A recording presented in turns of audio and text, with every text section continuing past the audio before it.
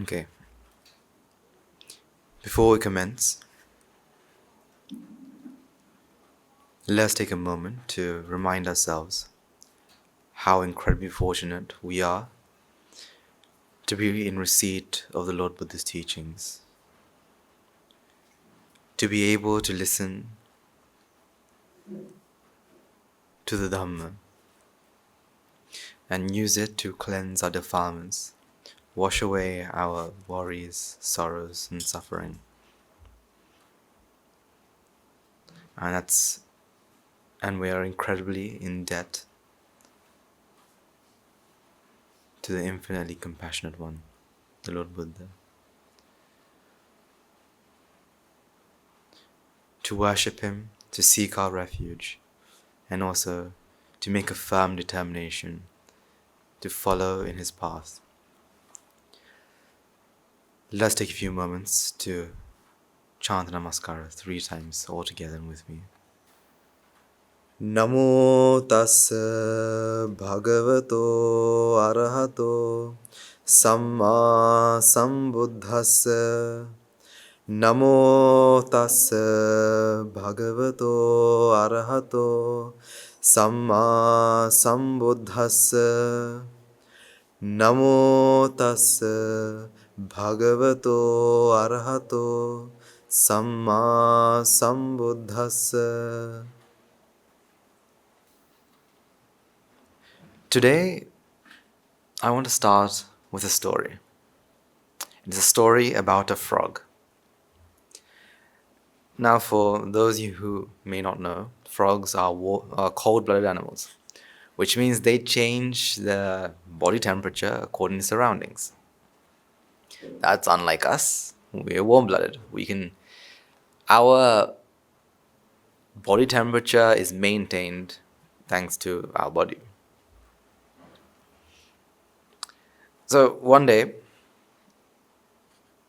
a frog finds itself in a small, you can call it a small puddle. Or at least it thinks it's a puddle. The only thing that this frog can see is just water.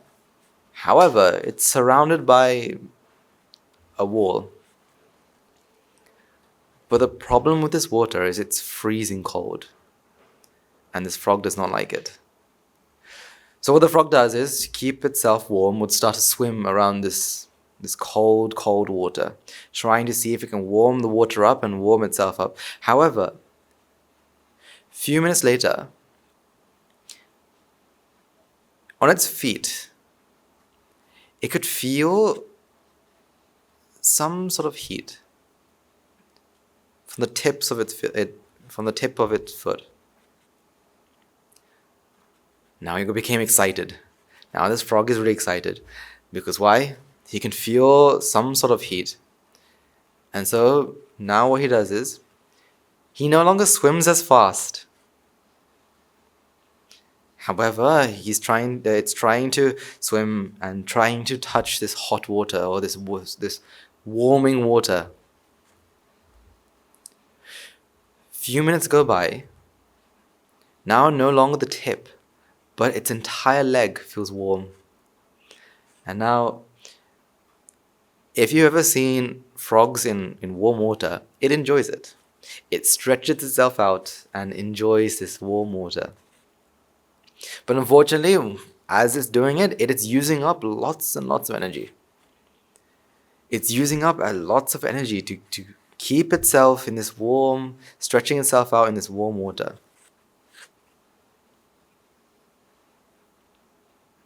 Now, the temperature is rising. 20, 30. Now this frog is really happy. It's 30 degrees Celsius, this water is almost perfect, and it's stretching itself out, enjoying this hot water as much as it possibly can. 30 degrees turns to 40. Still, very nice. It's enjoying it. 40 turns to 50. 50 turns to 60. Now there's an issue. Now this water is getting way too hot. Too hot for the frog to bear. However, because, and unfortunately because it's using so much energy to keep itself big and in trying to enjoy this warm water, unfortunately, it no longer has enough energy to jump out. So when 60 becomes 70, and 70 becomes 80, now the frog has no choice but to boil in the water. Now, this story reminds me of life. Because in our first few years of our life, we're as though we put a frog in cold water. Frog doesn't like it. Instead, the frog tries to warm up the water. You'll see this in children. What do children always want to be? I want to be like mom. I want to be like dad. I want to be older. I'm still in grade 1. I want to be like those ideas in grade 5. Always trying to be older. Then when it becomes 20 degrees Celsius, when a person becomes 20 to 30 years old, they're satisfied. They think that this is life, that I'm enjoying myself. But when 30 becomes 40, still it doesn't see a problem. It doesn't see a problem. And then 40 becomes 50. Now the temperature is rising too fast. Now the temperature is too high. Now the frog feels as though there's something wrong. There's something wrong. 40, 50. When it comes to 60, now there's something very wrong. Now there's something very wrong. Now it's becoming too hot. But then as it goes old, as the temperature rises, the frog can no longer do except come with a walking stick. By this time, 90 to 100, when it gets to 100, all the frog can do is boil. You see, we enjoy swimming in the waters of this karma realm. We enjoy swimming in this so-called pleasure-filled water. And as we grow older, we have more and more pleasures that we can seek, that we can find, that we can feel. But we don't realize, as the temperature is rising, our escape is no longer there. See, the frog could have jumped out. If it realized it was not in water, a pond or a lake or anything, but in a pot.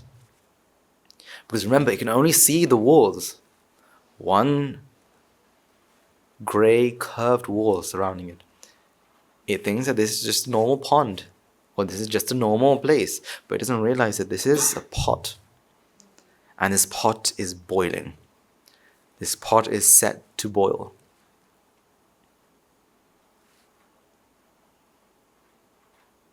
So, in our frog lives, our temperatures could be set at different levels. But all we can try to do is jump out. All we can try to do is jump out. Try to jump out of the water of pleasure. Now when the frog jumps away from the pot, now will the frog have to boil? No, it can enjoy the sun. It can enjoy the rest of its frog life with the fun it can possibly have. Now, I want this story to be in your heads. Because what we don't realize is sometimes we become immersed in pleasure. And we become immersed in our comfort zones. So most of you are frequent devotees who come to the monastery. Some of you pretty much live in the monastery. The only thing you don't do is sleep. Well, Technically, that also can happen, right? It can also happen sleeping in the monastery, right? Especially on chairs, it happens. However, if we submerge ourselves in a comfort zone, if we submerge ourselves in this water of comfort zone, time will pass. Time will continue to pass because we cannot stop time. Yes, time's an illusion, but time doesn't stop. Every moment, is our bodies becoming more healthy? Technically, every breath we take, we're expiring. You know how food expires? Right, so, I don't know, say a packet of our favorite food will expire one day. A week, 2 weeks. If it's like biscuits, couple years. Dry biscuits, maybe a decade or two. But it will expire one day. And every moment is coming to that date. Every breath we take, we are expiring. When will the end be? We don't know. And honestly, we shouldn't really care. We shouldn't care when we expire. What should we care about? What we do until that time. How we can get out of because we can't expire now. We can't stop expiration now. However, we can stop that from happening again. We can stop ourselves from being upset when we expire.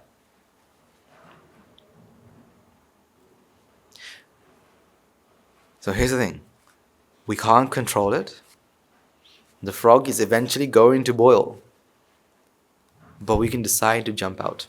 We can decide to jump out of this water and escape. That's entirely up to you.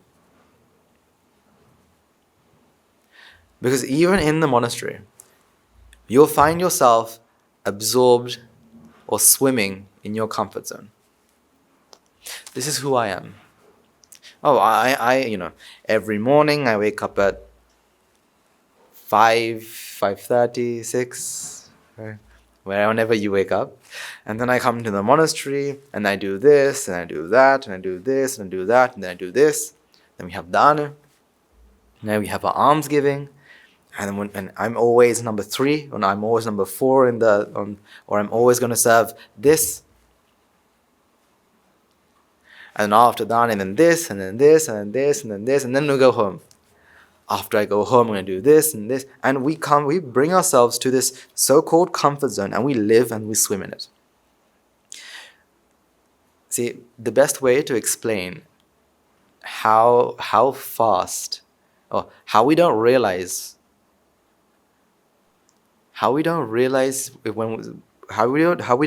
when temperature rises as we're swimming in the waters of a comfort zone is, did you feel the week go by? Did you feel the week go by? Did you say, okay, this week was such a long week? Through my experience, I don't think I've ever had a long week. All my weeks have been, it's Saturday already? Wasn't that just yesterday? Wait, what am I going to do? It's Saturday. Or,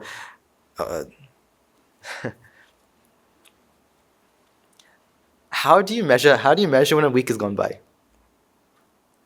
The way I measure how a week goes by is every Thursday, or most Thursdays, almost every Thursday, we have a sermon by either Guru Handru or Nayagandru. That's one way I measure it. The other way is measuring the sermon. Every time we have this sermon, a week has gone by. Or whenever I say I get to do something weekly, that's when I know a week has gone by. But apart from that, the only time if there was no markers, would I feel a week going by? Because number one, we continuously submerge ourselves in the contemplation and this practice to attain nibbána. Agreed. But number two, and the most important one, is sometimes we submerge ourselves in a comfort zone. This is what I want to do. This is who I am. And when you are in this comfort zone, you don't see time go by. Except the temperature rises, and all the frog does is lay back and relax in the rising temperature.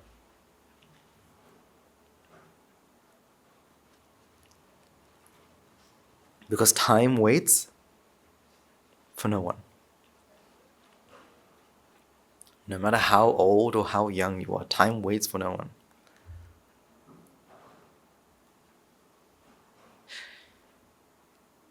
Time will never wait for a single person. The only thing that time waits for is who? Is for what? So when we say time waits for no one, we're not, again, please don't think we're talking about time here and how a fixed time that goes by. This is talking about this cause and effect nature, because every single thing around us is always trying to go, technically, into a state of chaos. Right? That's why if I was to drop something, why it drops is because it wants to be in a relaxed state. So if the energy that it takes to keep this pen as a pen is too much for the pen, or is too much for the causes here. So what the causes are always trying to do is what? Escape. Or in other words, it's always trying to go back into its pure form, into pure energy. And so every single moment, as the causes align, the next effect is coming closer to its pure form. That's why, we grow older. That's why as you grow older, sometimes after the age of 50, 60, 70, you lose your memory. Dementia, Alzheimer's, and etc., etc. Why? Because the amount of energy that it takes for the body to arise in a so-called perfect condition no longer can upkeep that energy. And it goes into a state of more, when I say chaos, more of the pure form.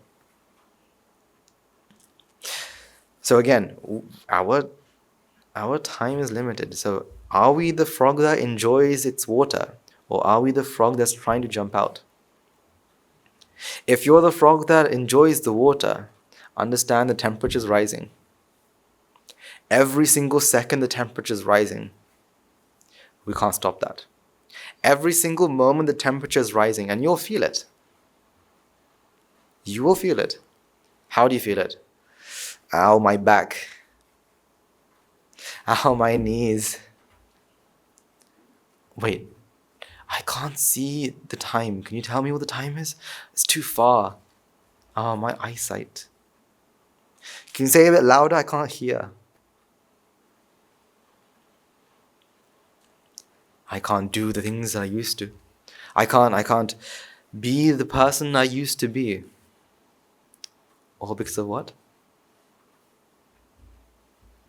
Because we're coming closer and closer and closer to the inevitable.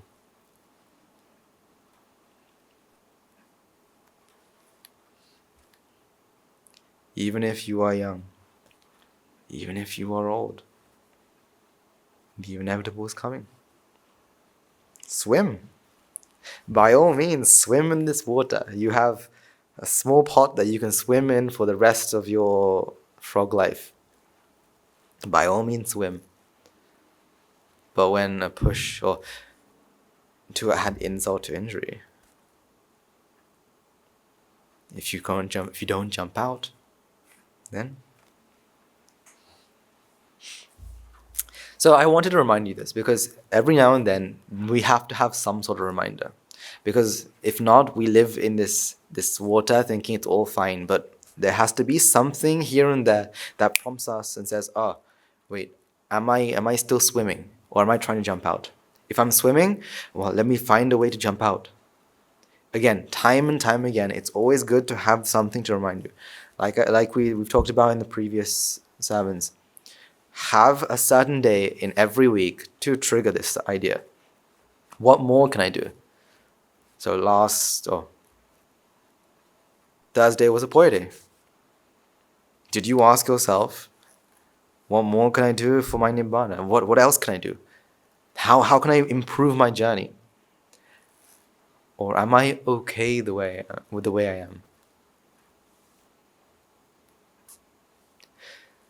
As in, we need to know that we have to do more. We need to know that I'm not perfect the way I would, or I'm not doing it perfectly, that there's something more I can do. We need to know that. We need to think and think. Because if we're doing something absolutely perfectly, then there's nothing more we can do. That means our journey is over. So even an arahant would never think they're perfect. Yeah, there's only one perfect person. And that's the Supreme Buddha. Everyone else has things to do. So ask yourself, am I doing all that I possibly can do for my salvation? Is there something else I can do? What else can I squeeze in? What else can I ask permission to do? For example, if you feel that you are very distracted all the time, that you can't sit anywhere and contemplate. Instead, you have to do something. Ask yourself, is this the right thing? If you feel that, I still really like this sort of food. Because I remember someone telling me this long ago that, when you're having food, don't eat the foods that you like. So I heard this, didn't take much of it, but I was thinking, if I don't take the food that I like, then is that nibbána? So for example, let's say today for danu, right? You have rice, dal, soya, and what do we have normally for dakine? Yeah, we have a salad and snacks, bites. Let's say you like the snacks or the bite, and you think, you know what, I'm not going to eat it. Next time, what do you think? Okay, I actually like the soya as well. So you don't eat the soya. And then next time you say, well, if I can't have the bite or I can't have the soya, the dal curry actually tastes really good. No, can't have that. So now what do you have left? You have rice and salad. Salad has this weird, this nice sour and no. Move that aside. You're left with just what? But what will the mind do? This rice is actually no rice. Then what are you left with? The bowl? Will you eat the bowl? No, we won't eat the bowl. So that's the thing. Like if you what we have to continue to try to do is find what we have to do to make ourselves one bit better.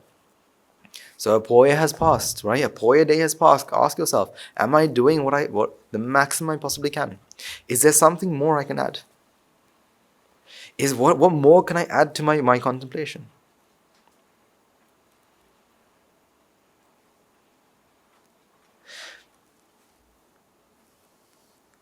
So I'll give you an idea of what more you can add. Now for this, I need to use our board, right? Our amazing board. And what we're going to do is to write down all feelings that we have that is anti-nibbána. That what we're going to do is write down the feelings that we have that is anti-nibbána. Not pro-nibbána, anti-nibbána. Right? So, you have to help me because, well, let's take some examples, some ideas from all of you as well. I'll start off and I'll say,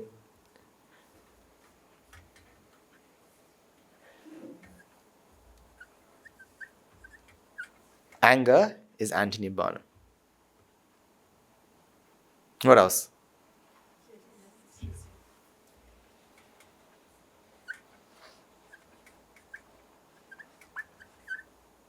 Jealousy, anti-nibbána. What else?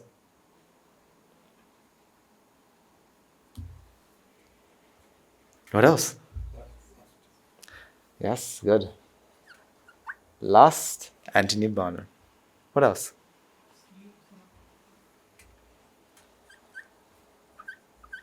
Sleep, anti-nibbána. Huh? Greed, anti-nibbána. I'll add one more. Fear, anti-nibbána. Anything else? Yeah. Because pride has to go on top of everything. Pride, anti-nibbána. Anything else? Huh? Ego, pride, similar. Hypocrisy. Anything else? Oh, perfect. How did we not get there? Sadness.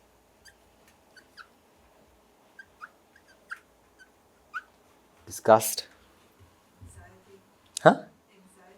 Anxiety.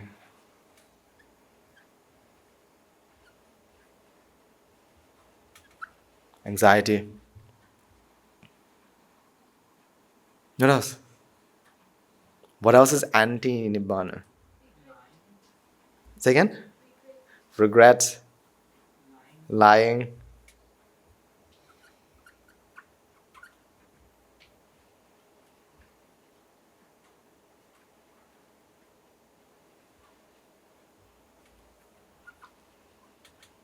Lying. Huh? Having hope, anti-nibbána? Okay. I'm guessing you can't see from here. That's enough. We have more than enough here. There's one more that I think is very important that we haven't talked about. Like, most of these are very negative. There's one that I think we need. Okay, open up here. Pleasure.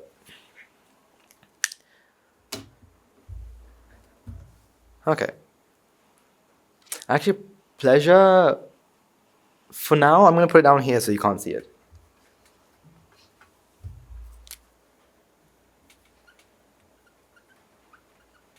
But it's here. It's down here. Don't worry. It's still there. So we have a list of different things that we call anti-nibbána. That these are all against our nibbána.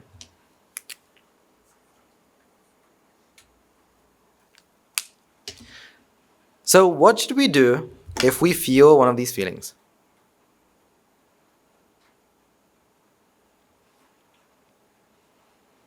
What should we do if we feel one of these feelings? Because this is anti-nibbána, right? This is against our nibbána. Right? So by having these, we're going away from nibbána. So what should we do? What should we do when we feel these?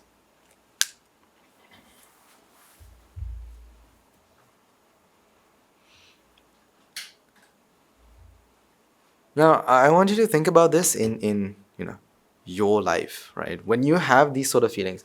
Now, some of these are more stronger than others. So, for example, lust, greed, fear, disgust, anxiety,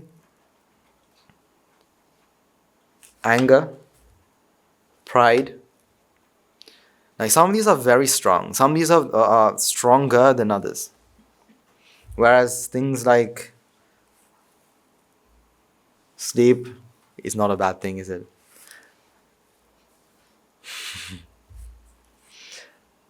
And different like some of these are stronger than others. I do agree, right?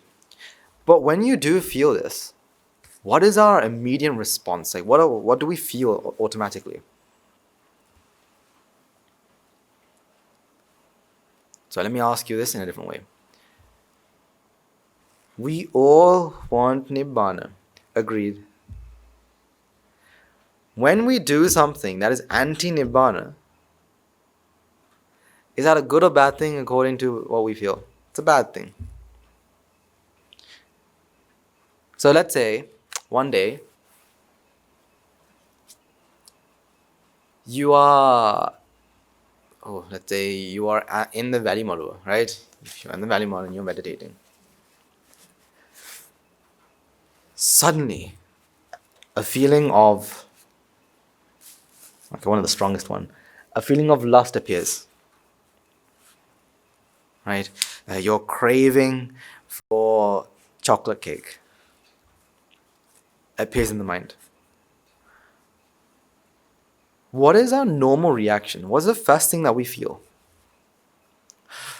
Oh no. Oh no. What is this? I'm feeling lust? Oh dear. Rupang anicca, Vedana anicca. No. Yesterday I did this merit and I did. What are we trying to do here? We're trying to say that this is not an issue. I'm okay, right? It's not. It was just it just came in my head, but let's forget about it.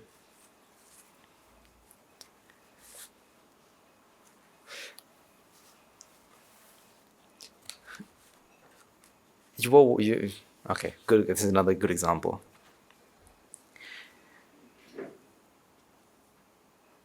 You have booked your seat, right? You have booked your seat in Guru Handu 7, right? You put your bag on the seat, and unfortunately, you had to say go to the toilet or somewhere else, and you leave the seat. You leave the bag in the seat. You go somewhere, and you come back, and you see the bag has moved not 1, not 2, but 5 rows back.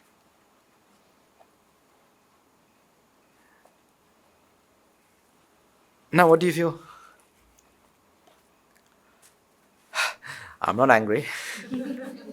I'm not angry. This is probably a good opportunity for them because they have the merits. But I'm not angry.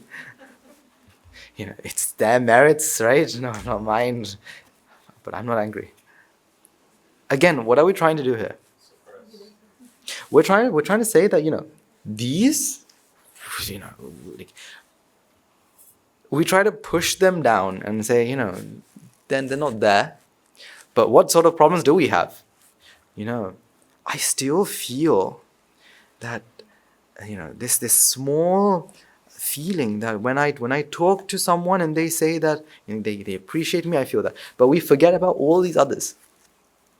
We say that we don't talk about anger. We don't say that I was angry. Instead we say I was upset. We don't say I was so jealous.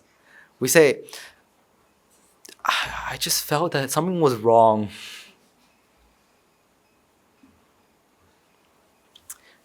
You don't say I was scared. You say I was surprised. Because what we're doing is we're trying to suppress it. So we all know, and especially children of course know this, like in swimming pools what you do is you get a ball or you take what do you call those floats, and something that I used to do as well is to try to put this float and stand on it, right? You take it, you put it and you start standing on it, and 9 times out of 10 it doesn't work. You just slip and it just flies back up. Because all of these, what we try to do is we try to suppress them and say, these are not me. We think, I don't feel lust. That's not, like, I don't feel lust anymore. Or I don't feel greedy anymore. Or I don't feel disgusted anymore. So if someone gave you the task of doing something that you don't like, you because you know that disgust is anti-nibbána, you try to suppress it and you still try to do it. But in your head, these feelings still may happen. Sleep is a good example. Sleep is a very good example. Trust me, staying in a monastery, you see lots of examples of sleep. Let me give you a good example, right? One of the best examples. You're listening to a sermon, right? For some reason, one reason or another, we won't go into the reasons of sleep. Someone has fallen asleep, right? Say you have fallen asleep, right? And, when you fall asleep, normally your head nods, right? And so, and when someone wakes you up, you go,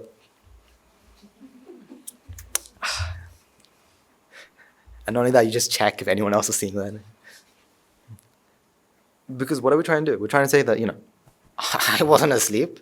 I've had this, right? You wake someone up and they say, and the other person will say, I was listening. I was listening to it. And again, they're nodding off. Yeah, I was listening. Because what are they trying to do? They're trying to suppress all this and say, this is not what I'm feeling. I'm not feeling any of this. And again, I'm not just talking about anti-nibbána here. Most of these feelings, we, in society as well, have been rejected. So if you were to feel greed, society would say feeling greedy is not good. You should feel, you should help others and you should help other people and do all that. You shouldn't really have any of these feelings. And so, since the beginning, we've always tried to suppress this. So if someone was to call you, say, why are you angry? Normally our response is, we're not angry. Our response is, we're not angry. I feel really uncomfortable because you said something like that. We don't accept that, I am angry. We don't accept that, I am scared. We don't accept that, I feel anxious. Instead, we try to evade the problem. We try to suppress the problem. And by suppressing the problem, what happens is you're pushing the ball underwater. Unfortunately, the more you push it underwater, the more harder it becomes to keep suppressed. And one moment it comes out bigger and worse than it was before.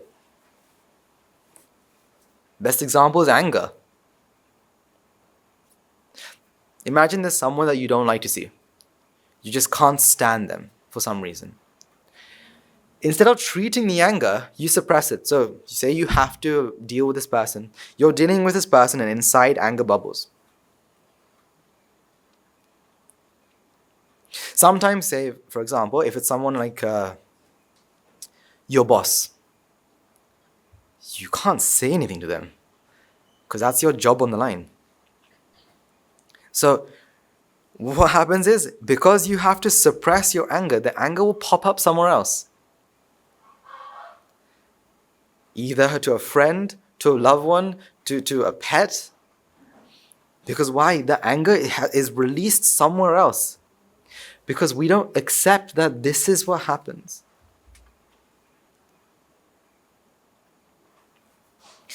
Now, something that you will realize, or you all know as well, is that the mind itself is cause and effect, right? And sometimes the mind arises with very, very strange ideas. Some ideas you think, that's not an idea I should be having. For example, imagine a baby's crying, right? Sometimes a thought may arise to think that, I really want to throw this baby outside. And it's not like it's a thought. But automatically, what do we feel? I shouldn't be having this thought. Wait, why am I having this thought? No. I have to be compassionate towards this child, and we try to we try to forget that we had this thought. But the first thing that we should always do is accept. Accept what? Accept yourself. That the mind has arisen with anger. That the mind has arisen with greed. That the mind has arisen with pride. The first thing that we should always do is accept. Because if you don't accept, and if you try to hide,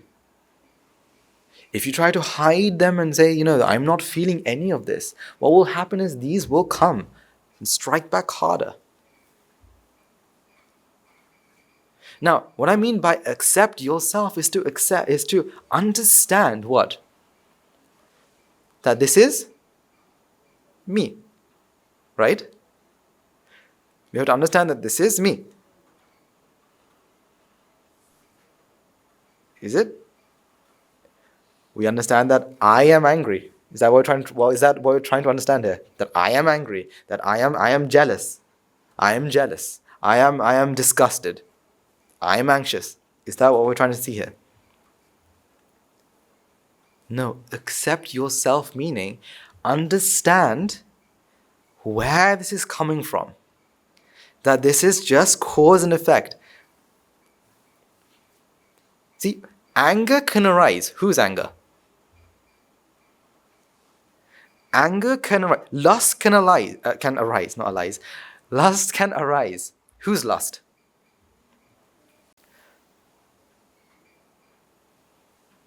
Pride can arise. Whose pride? My pride, your pride? Whose pride? Pride can arise. The first thing that we have to do is understand that pride, anger, jealousy, pleasure, no matter what, is what? Mine or theirs? His, hers, theirs, them's? Whose? That pride is what? Is cause and effect. That is just a mind that arose. So I had the feeling of throwing this baby out. Okay. That's what? Just a mind that arose due to the causes. So these actually, what we've been doing our entire life is trying to suppress all these bad things. Anything that we've said to be bad, we try to hide. That's why when you do something that you know is bad in secret, it's more pleasurable. For example, you know you're not supposed to eat chocolate. For example, you're diabetic. Right? You're not supposed to eat chocolate, but you love chocolate. So what you do is you secretly go buy a bar of chocolate and you secretly consume it. Doing that in secret increases the amount of pleasure that you feel, because why? You're doing it you're doing it knowing it's bad, which already gives you lots of pressure, which already gives you a massive load of vexation.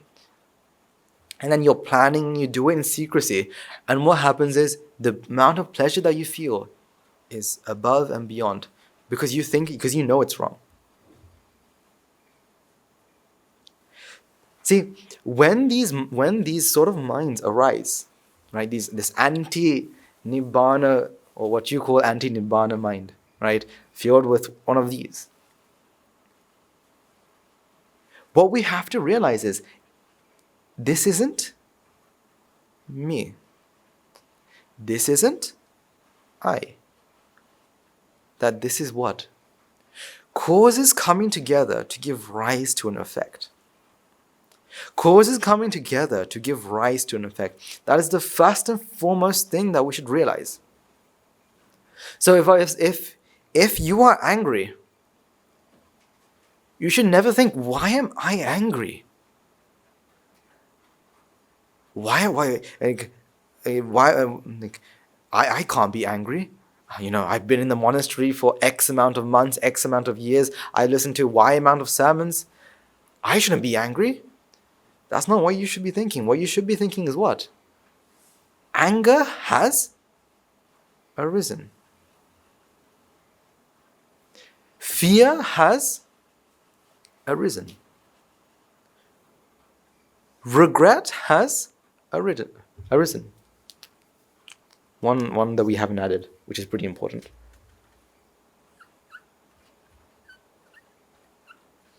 Stress. Stress has arisen. Who's stress? The question's wrong.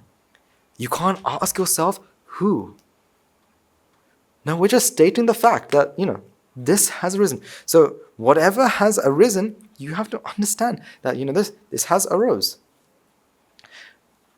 That sadness has arisen in the mind. Because once you understand that this is something that has arisen in the mind, you realize that you automatically understand that what? If it has arisen, that means what else? That means you automatically realize it's cause and effect. You know what? I'm angry. That means what? Anger? Anger is fixed. What? I am angry. It just came out of nowhere. Right? Just like Mr. Bean falling from the sky, right? He came from nowhere. Anger came from nowhere. So what can I do? There's nothing I can do. Let's do some counting. 1, 2, 3. Trying to suppress anger. Because we don't think that, this is risen. That this has arisen. Due to the causes has arisen. We feel that I am angry. I feel lust. So what should I do? I feel lust. You know what? I'm not going to eat it. I'm not going to eat that. Why? Because you feel what? Lust. I am feeling lust. Because when you say I am angry, literally you do mean that you are equal. You equal angry. You equal lust. You equal fear. You equal disgust. You equal regret. You equal all of this. That you are this. That not that the mind has arisen with anger, or in other words, the mind is feeling anger, or the mind is feeling greed. You feel that I am greed, I am anger. So the first and foremost thing you have to do is accept. Accept yourself. Accept that you are feeling what you are feeling.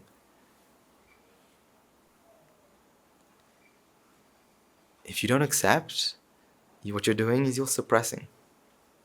And then it comes back harder.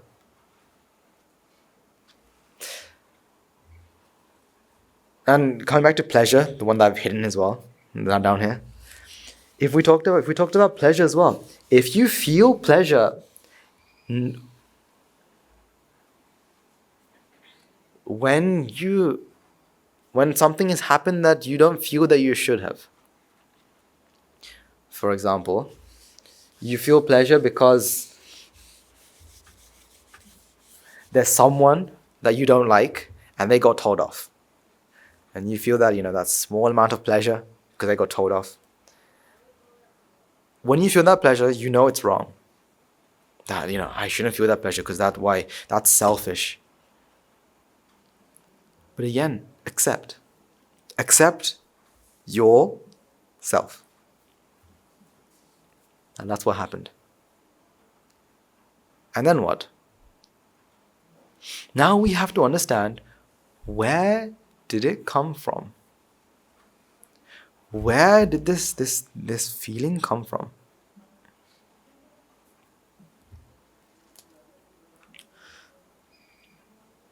So let's take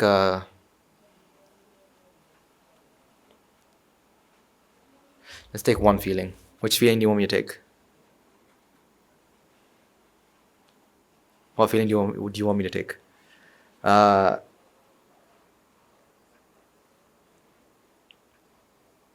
Let's take stress. because that's pretty common among most of us. Stress. Where does stress come from? Now for this, the first thing we have to do is we have to understand what? That stress can only arise where? Can only arise where? In?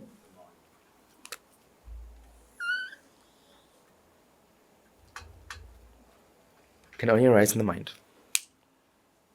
Does everyone agree with that? Can stress arise somewhere else? That's not the mind. Can mental stress arise somewhere that's not the mind? No, it has to arise in the mind. Okay. Firstly, we have to understand what is a mind. You have to show yourself what a mind truly is. A mind is what? Something that arises due to?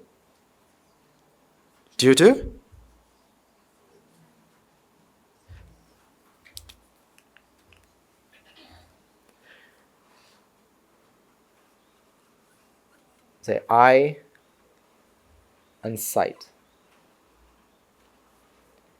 Gives rise to the seeing mind. So when eye and a sight come together, right, it gives rise to the seeing mind. And what is the seeing mind? What is the purpose of the seeing mind?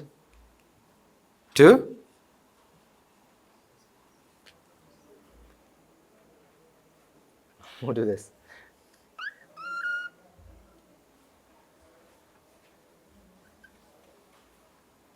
Which is, in other words, receive, register, the 4 R's. Is that it has to receive, has to recognize, has to respond. I'm missing one. Yes, receive, register, recognize, and respond. And all of that comes right to perceive. That is the purpose of the mind. So let's take an example where we'll feel stressed. Okay, good example. One Sila Shravika will be given the opportunity, or no, we'll say this. Let's make it more better. One of you will have the opportunity of standing on stage with Guru Hamdru and giving an announcement. And this will be broadcasted live to how many hundreds of thousands of people. And you have to prepare for that. Is everyone up for the challenge? So I don't know who he's going to pick, but he's going to pick one of you. You up for the challenge? So when you know that's happening, what is actually happening in the mind? Does the mind know it's going to stand up on a stage? Does the mind know it's going to stand up on a stage? Will the mind stand up on a stage? Will the mind stand up on a stage? Well, this mind will not. The next mind? Will it? The mind afterwards? So in our minds, what is happening right now is eye and sight. Oh, let's change this. Why did I do that? Ear and sound. Same thing, E and S. Ear and sound comes together. Gives you to the hearing mind. Hearing mind perceives that, okay, today you have to stand up on a stage and give a presentation. That is the only thing your mind can do. There's no function of the mind. The mind can only see, hear, smell, taste, touch, and think. There's no function of the mind that can stress. There's no function of the mind that can, there's no different mind that feels stress. That the stress comes from this. However, this is what normally happens. But unfortunately, there's another thing that happens underneath. Below all of this. What is that?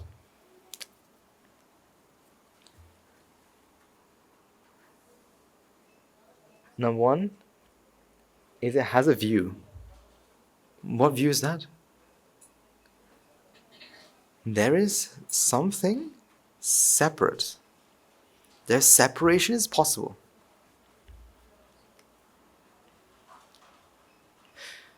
See, whenever there's a view in our minds, whenever there's a view that's implanted in our minds, our mind automatically, if it feels that if this is something that's gonna give me pleasure, automatically likes it. Once it likes it, it wants it.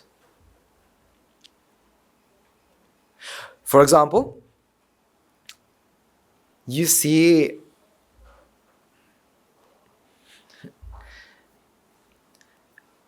when was the last time you saw an advertisement, an advert, that said, come to our place, come and buy, and spend your money here?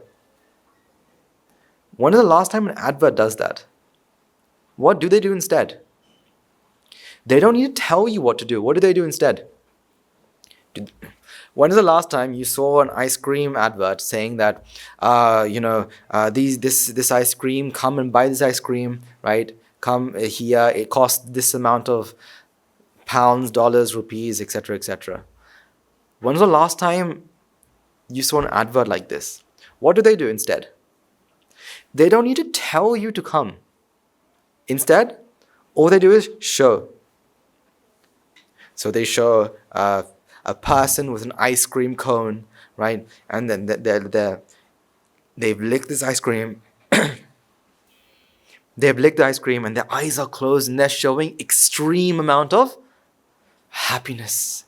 They're in a state of euphoria and they're dancing, people are dancing in the background. Why? They're enjoying something. What this is doing is in the mind, it gives a view. When there's a view that there's something that can give you pleasure, they don't need to say, oh, if you want to experience the same amount of pleasure, come to this place. No, instead they just have the name, and they may even have an address in the bottom corner in a very small text, because you don't need to know, because you'll remember. Because the moment you have a view, something that you think will give you pleasure, automatically you like it. You want it. You attach yourself to it. And when the moment you attach, what's the next feeling that you get?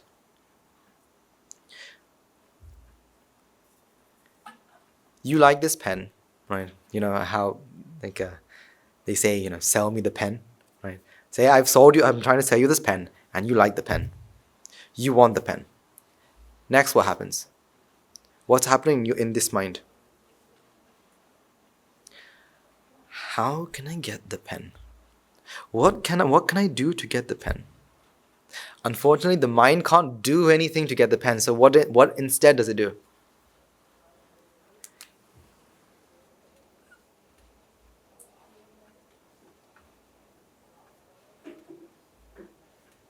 Instead, it feels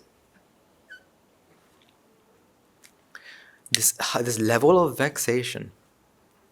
It's like this. If I imagine this pen is exactly what you need. This pen is exactly what you need. And you need this for I don't know, whatever you need it for. This is exactly what you need. But you're tied onto your chair. What is your mind feeling? Your mind is feeling this immense amount of pressure, this immense amount of vexation, because why? This pen is what's going to bring me what I need, what I want, but I can't get it now.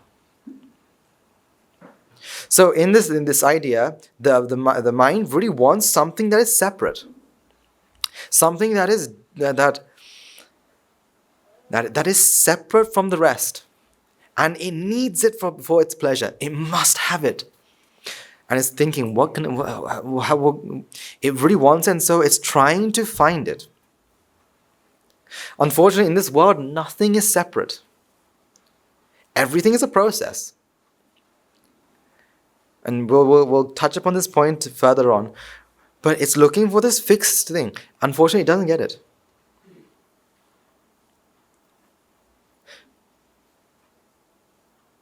And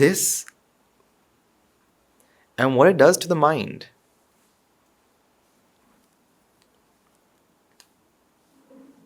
It's almost, it's like, because these two processes happen at the same time. It's almost as though it changes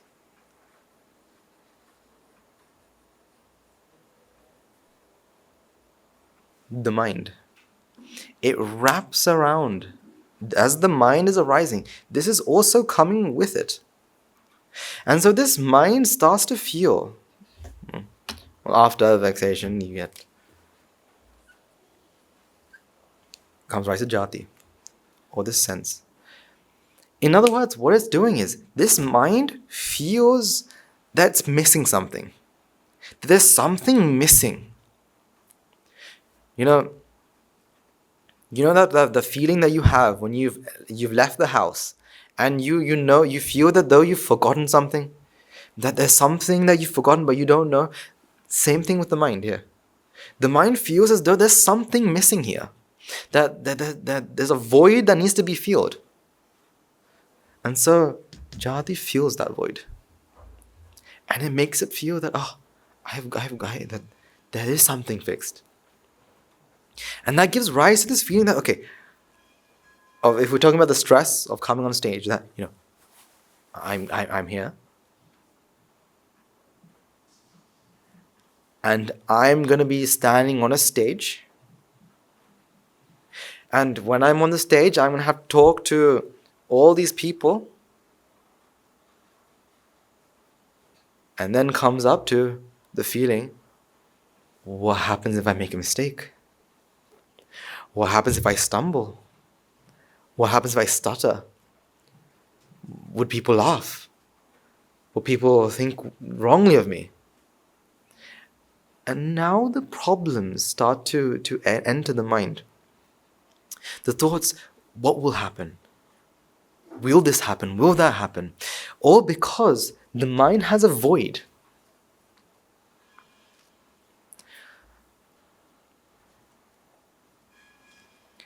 Instead of you, we place a tree on the stage. Another example would be this. Does this feel stressed? If we ask this lantern, are you feeling stressed? What will this lantern say? I have to hang on this so tightly because if I fall down, what will others think of me? Right? Everyone's going to be really upset, right? Because why? It's fallen down and now no one's going to be able to listen to the sermon, all because of me. Will the lantern ever think that?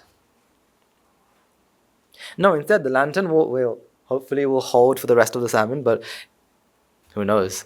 If something happens, it will fall down. Will it become embarrassed?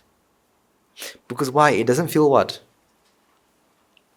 It doesn't feel that it is hanging. It doesn't feel that I am hanging. Well, technically it doesn't feel anything, but if we were to give it a mind, it won't feel that I am hanging. Instead, it will understand that, this is what is happening. It breaks off and it rolls onto the floor. Okay. Because it doesn't have this void. It doesn't have this idea that it has to be, that this sense of this separate feeling, this fixed feeling has to be there. It doesn't have that feeling. And therefore, it's not upset. Because actually, this should be more embarrassed than you if you're on stage. Because why? You'll be on stage for 5 minutes. This is on stage for the entire session, the entire sermon. So this should be more embarrassed than you are. And you can apologize if you make a mistake. Can this apologize? So the idea of stress is because you feel that you will be the person who will be standing on that stage. You'll be the one you are the one who's going to be speaking. You are the one who's going to be embarrassed if you say something wrong. Again, you will be. Because once this happens, what immediately happens afterwards is you start to think about the past, the present, and what will happen.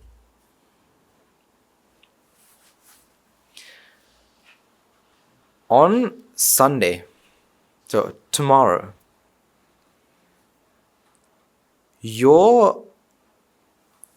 someone that you love dearly is going to scream at you. It's going to tell you off really badly, right? So for example, you're either, let's say, Guru Handru is going to start shouting at you, right, and telling you off. Or your teacher will tell you off. Or your boss will tell, simply. On Sunday, 5 of you, right, 5 of you in this room will be kicked out of the program.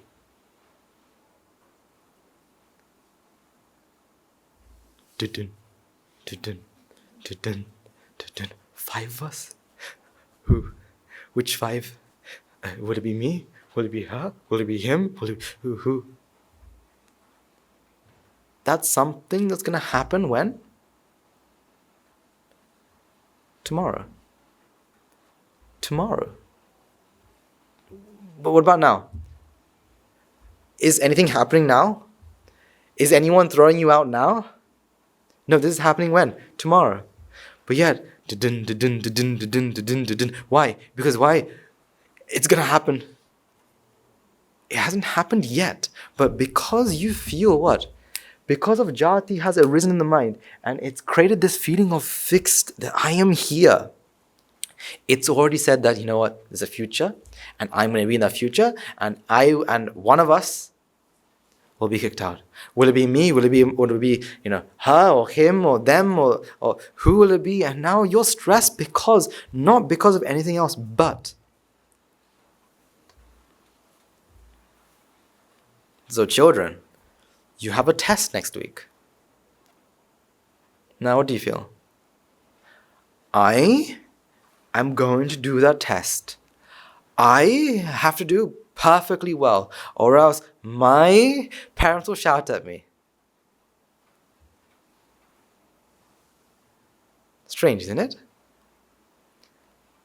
I'm going to do the test? Which I am I going to do? Who's going to do the test? Which mind is going to do the test? This mind? The next mind? The mind after that? 5 minds afterwards. No, billions of trillions of minds afterwards will a mind arise in an exam scenario. This mind? This mind is just arising now.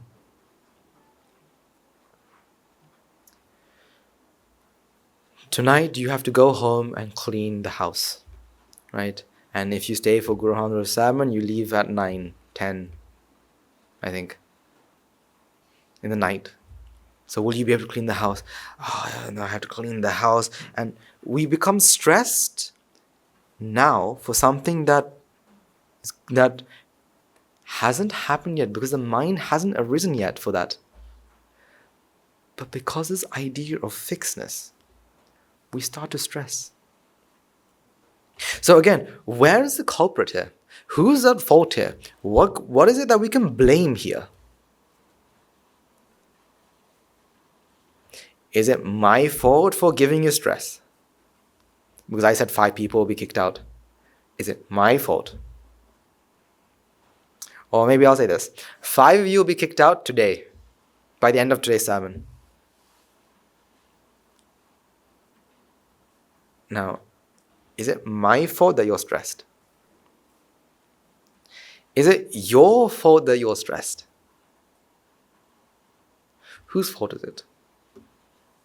See, the first thing we have to do is that we have to understand and accept, okay, stress is happening. That stress has arisen. Because once you understand stress has arisen, now you look for what? Why? But when you think of I am stressed, the first thing you think is, how can I get rid of it? What can I do to get rid of it? No, we're not thinking about why. Because you're thinking about, so for example, we all know this, going through school, right? When you had a very, very important exam, what do we do? Yes, we studied. But when we become too stressed, what do? We go with friends, we watch TV, or we go to sleep. Because we're always thinking about how can I get rid of it? We're not thinking, why has stress arisen? Why has anger arisen? Why am I upset? Why has upset arisen? Why has lust arisen? Why has greed arisen? Why has fear arisen? Instead, we think, I am scared. How can I stop being scared? So we think happy thoughts, think about sunflowers and rainbows to get rid of this idea of fear. Instead of asking, why has fear arisen? Because once you ask, why has fear arisen, you always come back to the same answer. No matter what question you ask, you always come back to the same answer. Why has it arisen? Well, the mind arises and passes away like normal. However, this has happened. Jati has happened. If Jati has happened, why has Jati happened? Because of? Why has vexation happened? Because of? Why has attachment happened? Because of? Every time our answer comes to the same place, or the problem is pinpointed at the same place, it's because of ignorance. Now, do you know what the best thing is?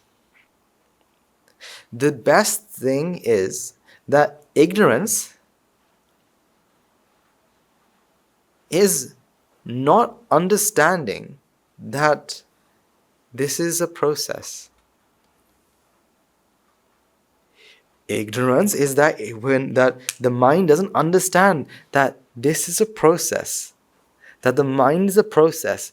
So by going back and looking at the process of it, what happens to ignorance there and then?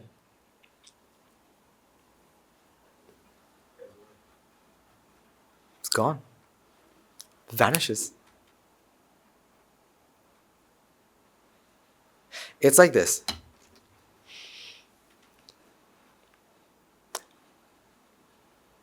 Do you remember, or maybe you know someone who's scared of the dark? So when you have the lights off, they're really scared, and then they think, okay, what's happening? For example, I remember once, I don't know where we went, but when I was little, I remember sleeping somewhere, and there used to be a tree right next to the window. And trees next to windows are very scary. Because when the wind blows, you hear. Not only that, because if it's a full moon day, the light comes into the room and you see shadows, and it's scary. Now, as parents, what do parents do? Then you could use it. As children, you go running to Amma, you go like, Mom, there's something scary in my room, and what should I do? Can I sleep with you? What does Mom do? Mom or Dad? What do? They'll come in and say, come with me, Buddha. Come with me, child. Show me where's this scary monster? And the first thing they do is, they turn on the light. Show me, where's the monster? I hear these taps. Come. Look out the window. What can you see? The night sky, stars, trees. Tree. So when the wind blows, what happens to this tree? It taps. But what about the scary figures on the wall? Okay, if there's a tree and that moves in the moonlight, we can make shadow puppets like that. Now, will the child be scared now? Now you turn off the light. Now you still hear the taps. Will the child think, oh, there's someone outside the window trying to eat me? No, the boogeyman is outside to eat me. Will the child think that? No, the child thinks what? Ah, that's just a tree. They see shadows cast. The shadow makes a figure of a hand. What does the child know? Ah, this is a tree. Now will the child be scared? So why was the child scared? Because it didn't know what it was. Once you turn on the light and show it, now is the child scared? Same thing with this. Ignorance is the view, or is the understanding that of fixedness. By understanding that this is a process in itself is what reduces ignorance. So if you were to ask yourself, how has stress arisen? By asking yourself this question and going back, stress has to what? The feeling of stress has to disappear. Why is that? Because the ignorance has gone. You turn on the lights. Now are you scared now? Fear is also very interesting, because a lot of people come to this conclusion that fear is something that's embedded in us. That humans are supposed to have fear. That it's embedded in our DNA, and it's an evolutionary factor that we've had. Okay. Now, a great example, I have the great fortune of looking after our LB small children, right? Once a week. And the journey from where I reside to their place is almost like a 15 minutes walk. And there are no light posts. Right? Then there's no light posts on this road. So normally we have to go with a torch. Now, I really enjoy walking on this path. And the reason because, now, sometimes, people are forgetful and we forget to charge our torches. It happens, right? Or someone has used it and forgot to charge it. It happens. So sometimes you're walking on this path, right? And usually, sometimes it's really dark outside, right? And all you can see is, if you look back, like a light emanating from the monastery area because of the lights they have. And in their building, you can see lights coming from there. But the path is dark. Now you're walking. The moment the mind feels what?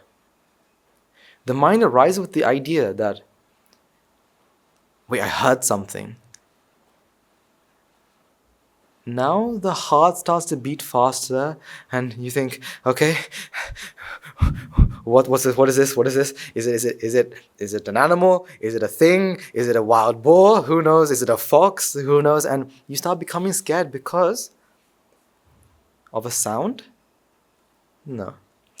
Because of this process, it gives rise to jati, and now you have to protect this.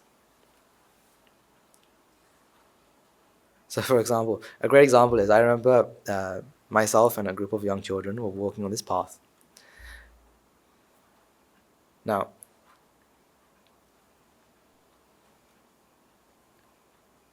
dogs howl, right? As we were walking, suddenly dogs started to howl.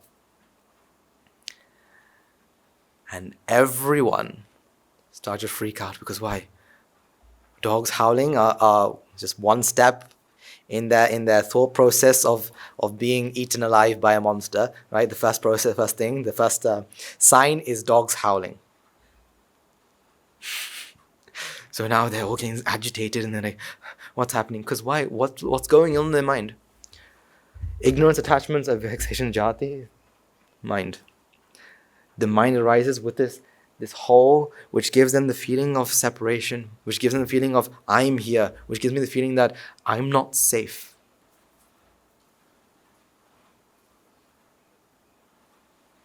So like I said, sometimes we'll be walking on this path and the battery of the torch dies. If we minus all full moons, right, because full moons have, moonlight is amazing, I enjoy it. But if, say, there's no moon, or on a very cloudy day, it's dark. Now you really understand that all that's happening is eye and sight, or eye and the object coming into contact, giving you a seeing mind. There's nothing more here. But you can choose whether you're scared or not. How? You can say, in that distance, I see some eyes, some red beady eyes. Now what? Now fear starts to occur. Now you become scared. Now you become very scared. So I remember. Once I think I may have told you this, but I remember when I was little, we went into a very old place, someone's house, and it's very old. Their toilet was very scary. Me being a very responsible older brother, right? I said, I'll go first, right? And I go, and I come out and say, I saw this. I saw this big person, right, in the corner of the bathroom behind the shower curtains, right? And it had like really big red eyes, like 2 long fangs, and like really long nails. Because why? I wanted to scare my little sisters. Did it work? Yes. Not to them. For me. The day after, I couldn't go to the toilet. They can turn on the lights and then go inside. Because especially the lights are in the middle of the toilet. It was one of those pull to on lights in the middle of the toilet. So they can go and they turn on the light. But me, I couldn't, because why? The mind has arisen, and even though I'm the one who created it, the view has stuck. That, what if?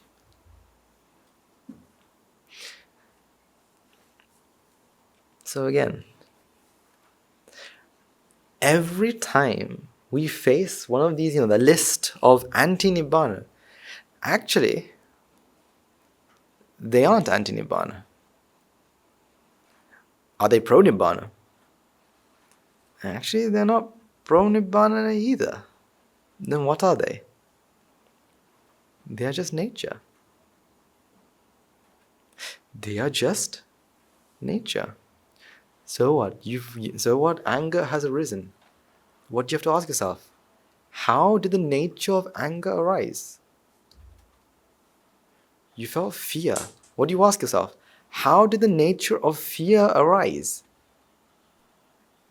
You ask yourself, how did this arise? How did that arise? And what you are doing is you're solving that problem. You are getting rid of that ignorance. Because now that ignorance can no longer... It's like trying to build a castle using water. Not ice, just water. Can anyone build a castle with water? No, because why? Water doesn't have the quality of bringing such a strong structure. So, first of all, the first and foremost thing that we have to do is accept. And this is not just talking about this. This isn't talking about everything in general. The first thing that we have to do is accept. What has happened. Accept. Whether you want it or not, that's irrelevant. A cake doesn't ask you whether you want it to be baked perfectly or not. A cake will never ask you whether you want it to be chocolate or vanilla. It asks you what? Nothing. According to the causes, does the cake manifest? What we have to do is we have to accept that, whatever the effect is. Because we're always focused on the outcome. Oh my God, I'm stressed. Oh, I'm angry. Oh, I'm upset. I'm scared. No. We're always focused on the outcome. We don't focus on what? The actual process. We're focused on when I stand on stage and I give my speech, right, in front of all these people I don't know, and da da da da da. Will I screw up? Will I not do well? Will I do this? Will I do that? Always you're thinking about the outcome. You don't think about the process, because once you think about the process, you're getting rid of ignorance. See, this path is simple, but it's hard. It's simple because what you have to do is just understand why. Where does it come from? How does it happen? But it's hard because of jati. Because of the sense of self. Because immediately when you become angry, the first thought that comes in your mind is what? Why am I'm angry?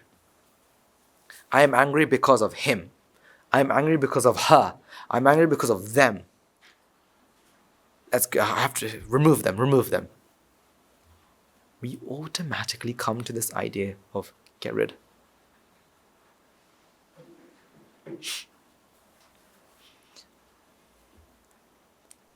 For example, sometimes you can be upset with sometimes we feel that, because of this sense of fixedness, we become really upset with the outcome, right? To the extent that, say, for example, let's say you have a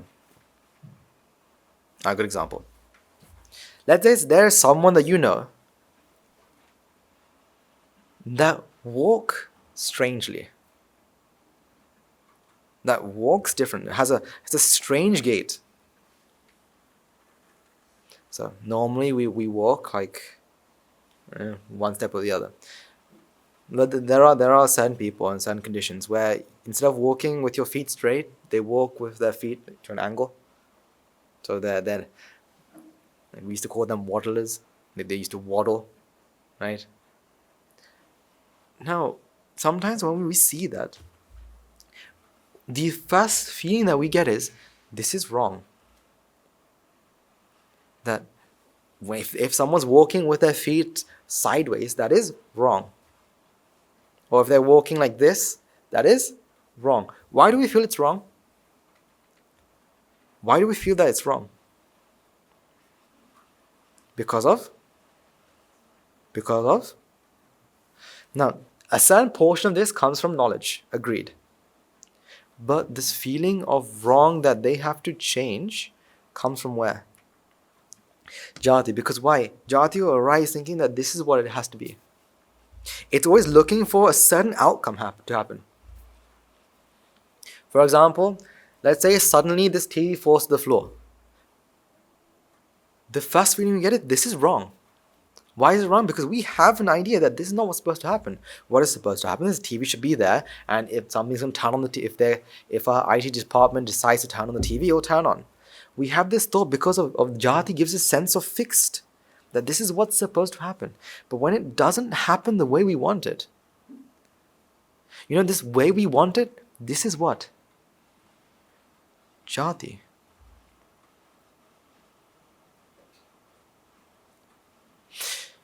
So, let's just talk about this, right? Someone is walking strangely. So instead of walking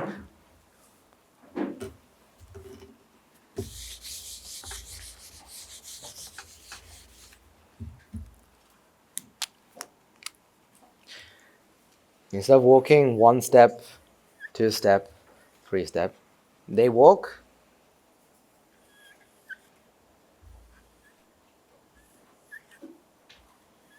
or they walk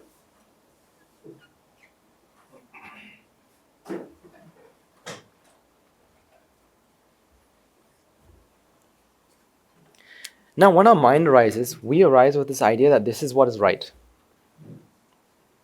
However, when the mind arises, this is what we perceive. Automatically, our mind thinks that this is not right. This can't be. Hey. They shouldn't be walking like this. They should be walking like this. And so automatically we say change. We have this feeling. So for example, this cup is upside down.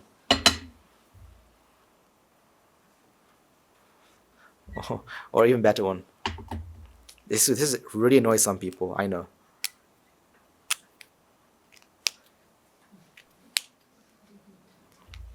This is I have talked to several people, right? And they find this the most annoyingest thing that they can ever face, right?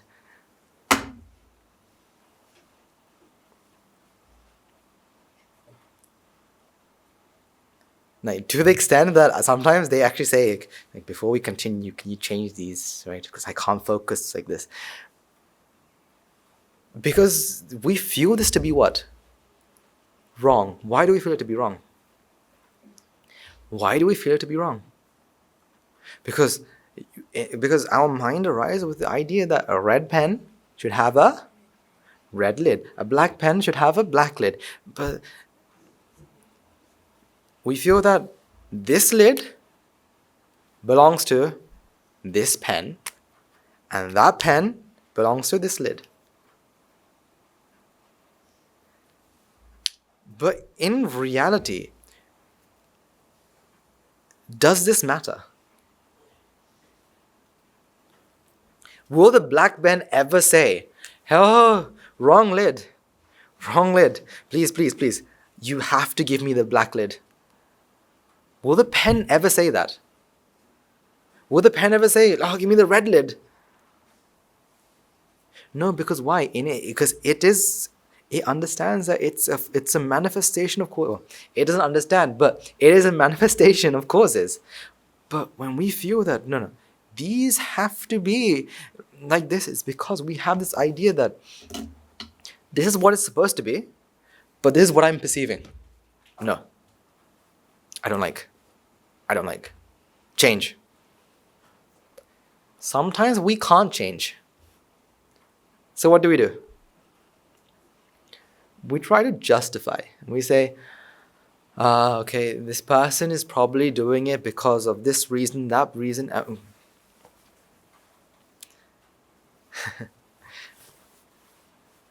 What? Did I tell you the poem that I found out about last time? Did I not tell you a poem last time? No?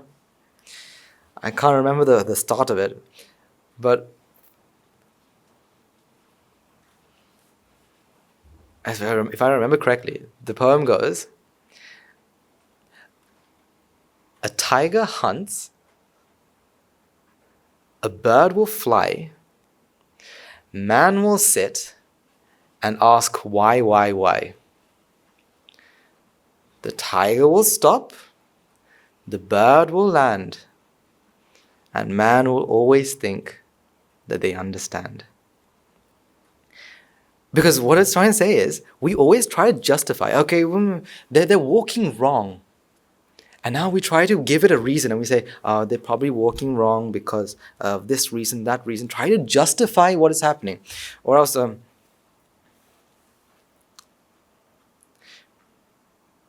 you ate chocolate secretly. Automatically, what do? Oh, you know what? I had to eat it because I was hungry, right?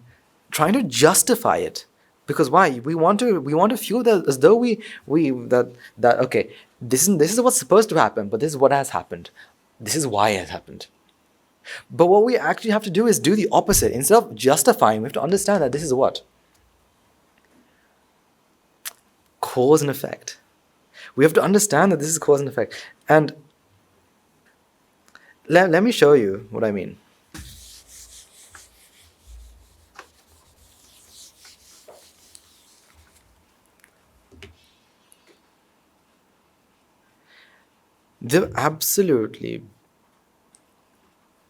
I will forever say that the human body is one of the most perfectly engineered, right, thing, right, and perfectly engineered piece of mechanic that you'll ever come by.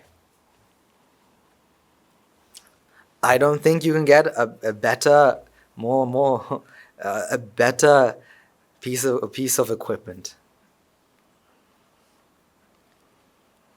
Because our entire body is incredibly delicate, but it's always cause and effect based. However, our mind, due to jati, thinks that no, this is what I'm doing. Simply, when someone is walking, we automatically feel that person X is the one who's walking. That they are taking the steps forward, that they are moving forward one step after the other, that they're the one who's walking. But are they?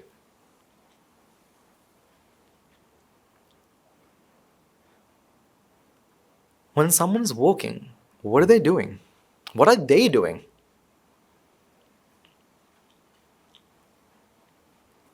Are they moving their legs? No. Are they contracting their muscles?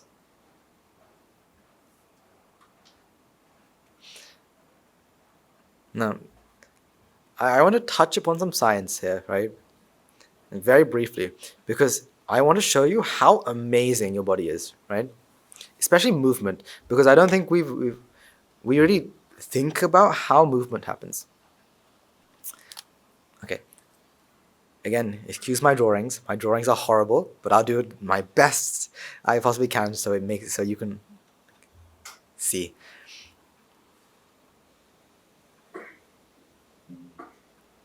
So we know that movement always happens due to our muscles. Muscles contract, muscles relax, which is perfect. So again, excuse my drawings. So this is the elbow, right? Elbow, right?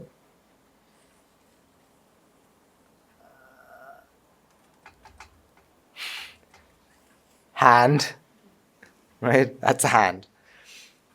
Now, what movement is that, we have two muscles that, well,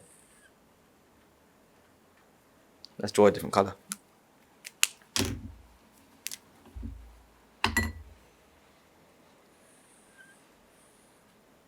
Two muscles here that work antagonistically, meaning that when one contracts, the other one relaxes. Right? That's why you can move an arm up and down. Now, if we were to actually, so you know that when you pull your arm up, this one contracts, and this one relaxes. But what is seriously interesting about a muscle is, if you were to zoom in,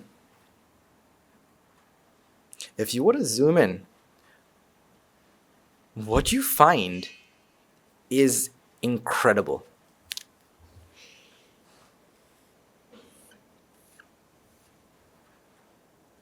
Again, excuse my drawings.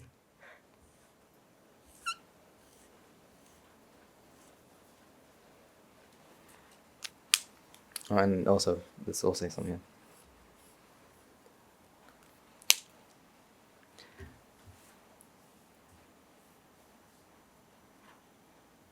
You find a bunch of proteins that look like this. And so these are just small, different sections of protein. I won't go into details, but the details of this is amazing. But all that happens is, when a signal is passed through a neuron, this bit, just by a small fraction of a millimeter or a nanometer, will come together a small amount. This will also come together by a small amount. This will also get, and this is a long chain, so everything is contracting a small amount, which gives arise to a beautiful motion.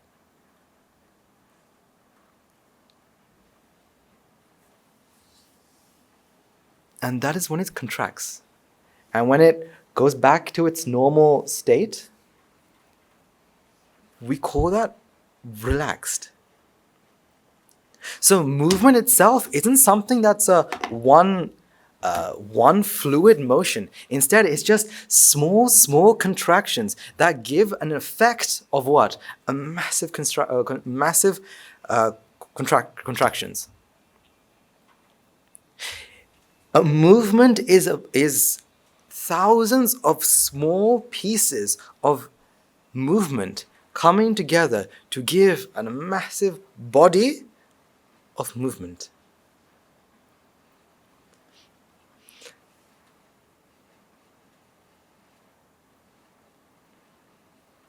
If we can go one bit further, because I really do want to, because when I learned this, I was solely amazed by how the body works. And now, have you seen, in the Olympics, and especially we had Olympics, I think, a couple months ago, I feel, someone told me, I think, Olympics and other sports, you have the what's it called, rowing, sport of rowing. That's pretty much what happens here. Proteins are rowing. So if we were to zoom in, right,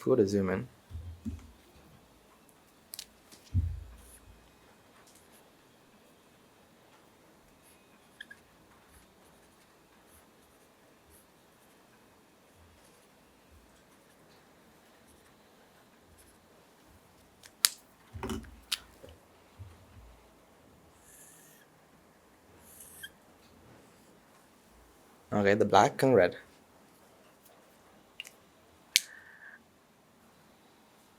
When a signal is passed on, right? Biology is amazing, as some of our Nagarikas will know. Biology is amazing because they've got PhDs in biology. I used to dislike biology for the names, because there are tons of names that you have to memorize. But the way the body works is absolute miracle. So as I remember, these are called, correct me if I'm wrong, I think it's called myosin fibers, and I think these are called actin. Forget the names. Names are irrelevant. When a signal is passed, what these will do is they will bind onto this, right? They will bind onto this, and then together they'll go pull, and they'll pull. And they may do it once or twice. And they'll pull. So if this is fixed meaning if this was in one stationary position, what it does is it starts pulling this one closer. And then when you no longer want it to contract, it releases.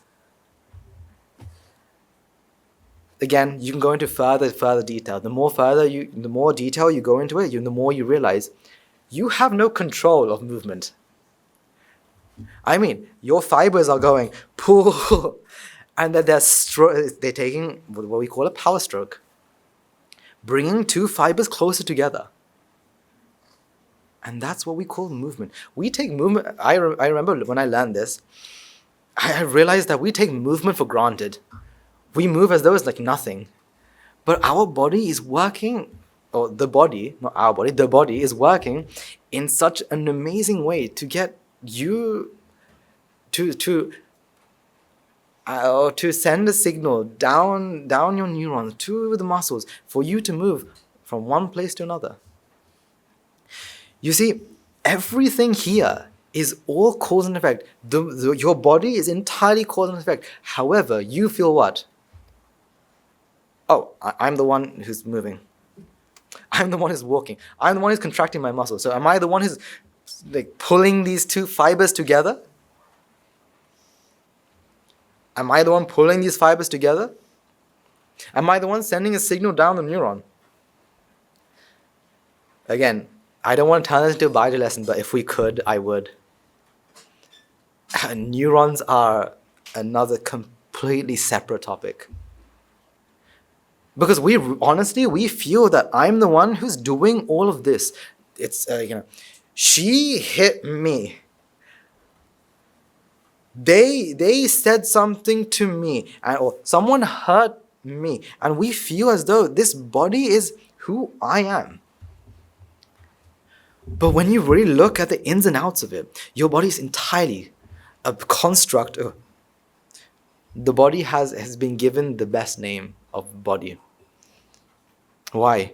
It's a body of causes. We call it a body of water, a body of materials. This is a body of causes.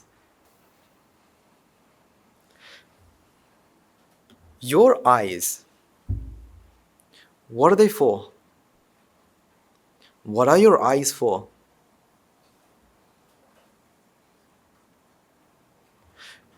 Your eyes are for you to see flowers and rainbows, right? That's the entire purpose of your eyes, right? To see flowers and rainbows, to see a starry night sky. That's why we have eyes, right? No, the eyes the eyes are there for seeing to happen. For what? For who? For who? For seeing to happen. Your tongues are there. For what? Have you never asked the question, why is your nose on top of your mouth? Why do we have a nose on top of our mouth? If we had a nose on our hand, how much easier would it be? You can smell something somewhere and avoid if it smells bad, or if it's good, come closer to it. Why do we have a nose on top of our mouth? Because the nose is there for what? To satisfy the mind. No, the nose is there for the protection of the body. That's why when you eat something, your nose is there so you can smell. So you can smell flowers and perfume? No, so you can smell if it's rotten or not. If it's rotten, you move and you get rid of it. What about taste? What do you think taste is for? Right, of course. We were born with a tongue so we can taste the taste of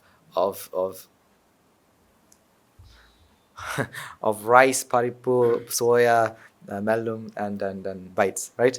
That's why we have a tongue. So we can enjoy a dakineya meal.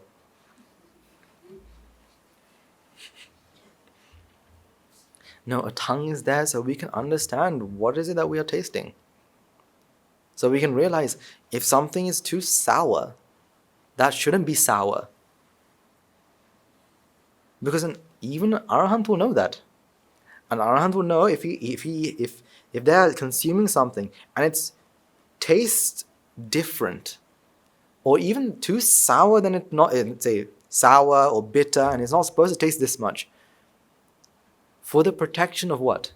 Himself or herself? For the protection of the body, he'll remove it. Is he doing it for self-preservation? No, he's doing it out of compassion to all sentient beings. But if someone says, "Oh, no, that's okay. This is supposed to taste like that," great. He'll eat it. See, our body is there not for not for us to abuse it. Our body is there entirely for one thing and one thing only. Our body is there just for minds to arise. For minds to arise, perceive, and pass away. Not for jati. Not for jati. You tell me.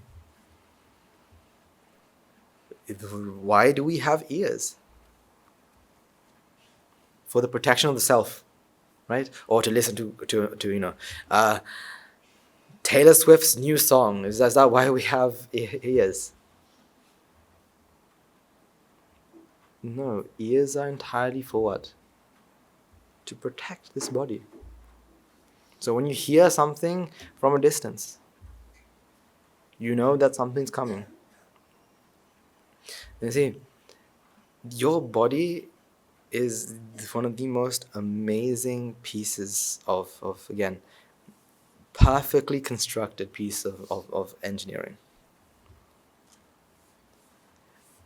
It's entirely to do with cause and effect. What about your mind? Your mind is also an amazingly constructed piece of engineering. Except there's no physical object, but still it's very amazing. Enjoy it. See, what we're trying to do is we're trying to enjoy. Enjoy what? Reality. To see reality. To see things as it is. Because once you really understand, okay, movement is just is just causes coming together to give an effect. That's fine. Because now you're not worried. For example, sometimes when you shiver, and you know how annoying shivering can be?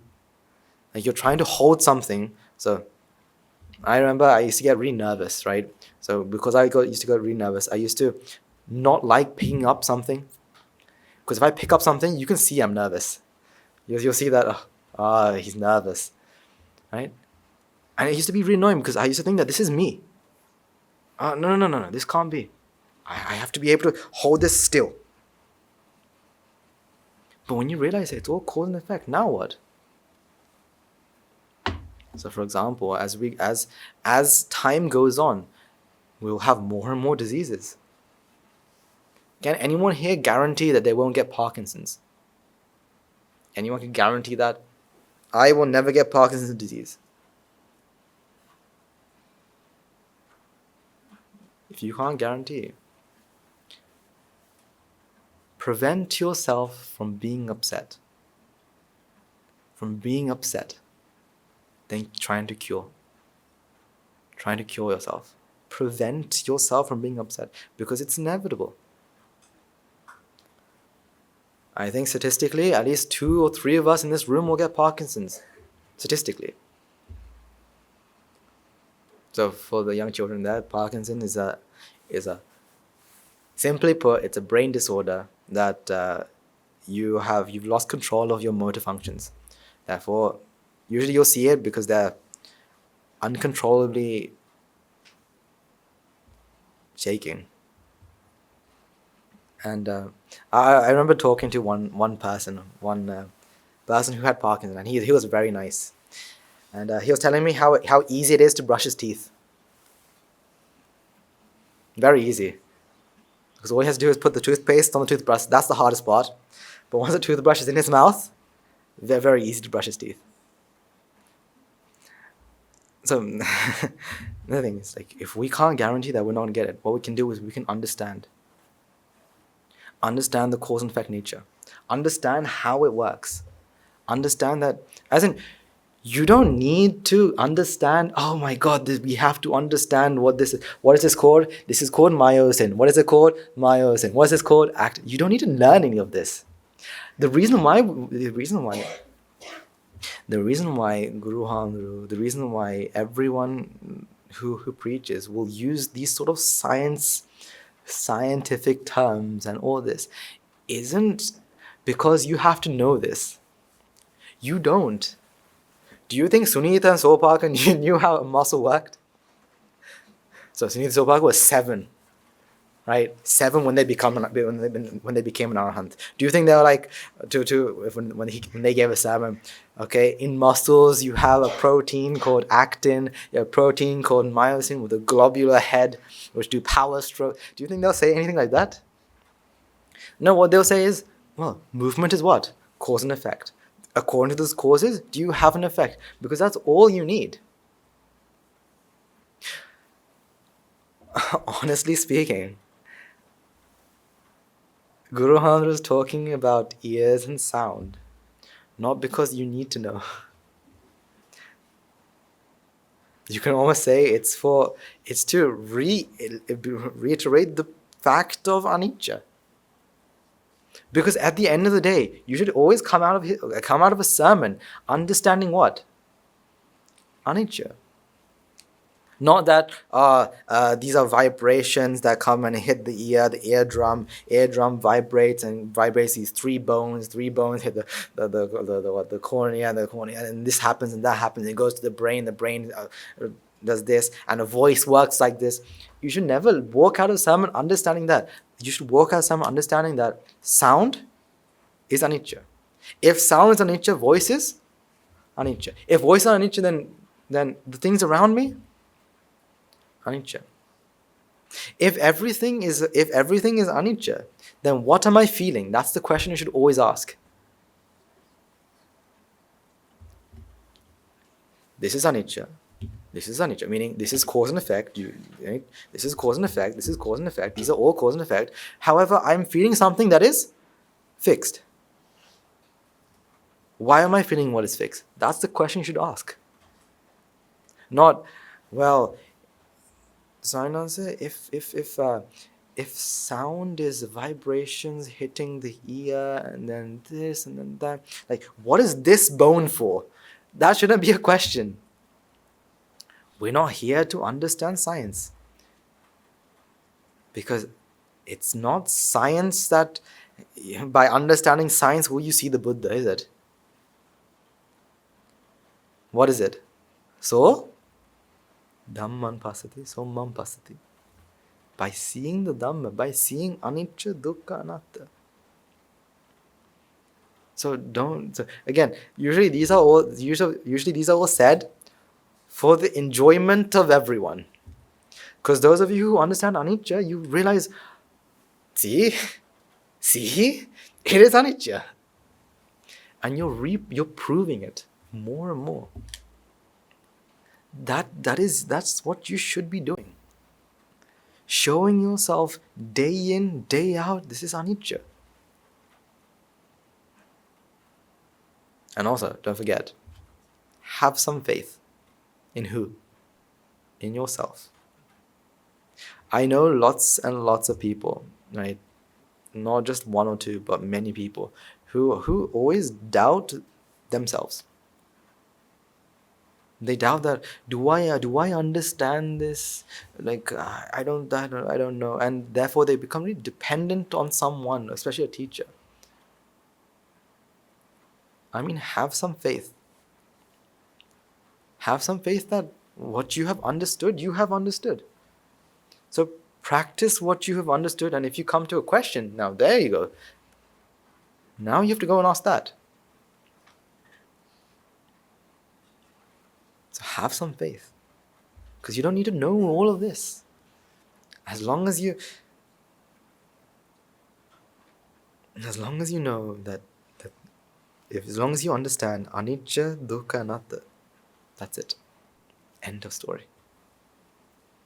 At the end of the day, you should be able to apply anicca, dukkha, anatta to understand that everything is cause and effect. To understand that this is a sense of self. To understand there's nothing separate. Now, you can ask, wait, aren't those all the same thing? The truth has several sides. See, this is all you have to do. Take it, practice, day in, day out. But remember, it's consistency. You have to consistently do it. The more consistent you are, the further you go. Because in the end of the day, it's not how much you know. For example, the Buddha has preached how many sutras? How many sutras? 84,000. I mean, 84,000? That is a lot. You can try to learn and understand all 84,000, but that's not nibbana. What's nibbana? It's about how deep you go. Deep you go meaning not by understanding, going deeper and deeper, but how much you do the same thing over and over and over again, understanding it more and more and more and more. So if you don't understand that, that's perfectly fine. For as long as you understand what? For as long as you got out of this and you thought, anicca, that's all that needs to happen. You got out of this and you thought, dukkha. That's all you have to get out of this. You look at this and you think, anatta. Because technically these both are made of proteins. Proteins are a long chain of the same ingredients, just mixed up. Again, this is very, very simplified. I do one day want to go through every single step that the body takes, but that is, again, beyond what we need. It's beyond. Just understand what? Anicca. So now, as you are walking, understand that walking, who's walking? Who's talking? Who's moving? Who's lifting up the pen? Who's writing? Who's eating? Who's sleeping? Who's doing what they're doing? Who's doing it? Come to the understanding that the question's wrong. It's not who, it's what's happening. It's what's happening. By understanding what, problems go out the door.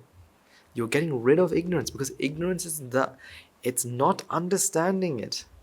Not understanding anicca dukkha anatta.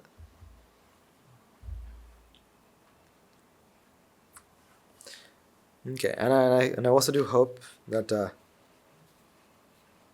you are all using the best advice. The advice I gave you last time. Remember? The 16 things to get advice. I can tell you that I actually put into practice. Last week we talked about 16 things or 16 qualities that you may hold that stops you from getting advice. I did. I practiced. Because why? How can I sit here and lie to all of you, right?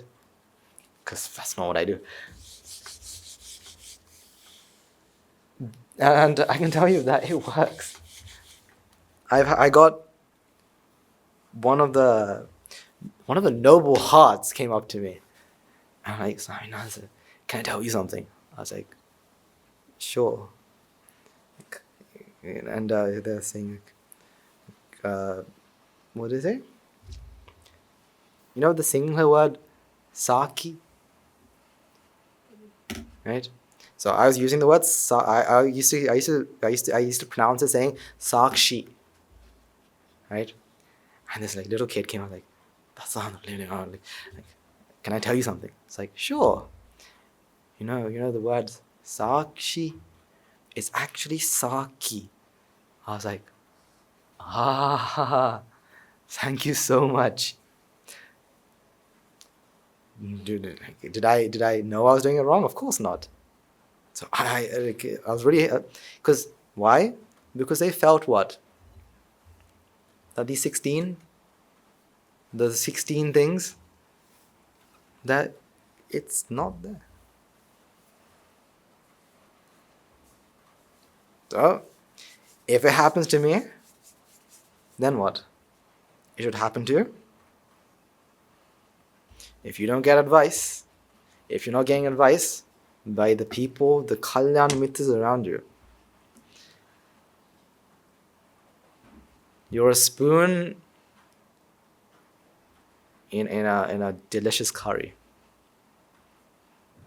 But if you're getting advice, you're the tongue that just needs a small drop. See, this is the thing. The great Arahat Moggallana had preached it for a reason. He did. And I don't know who it was to. And honestly, I don't really mind who it's to. Because he preached it to me. And all of you.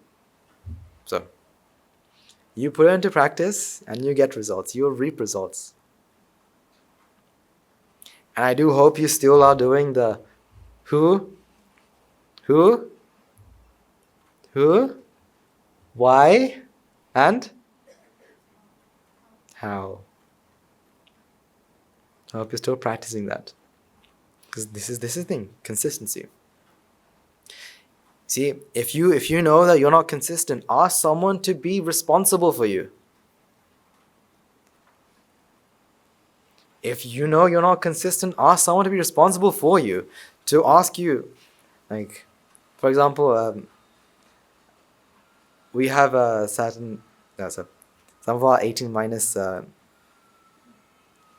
LB yins.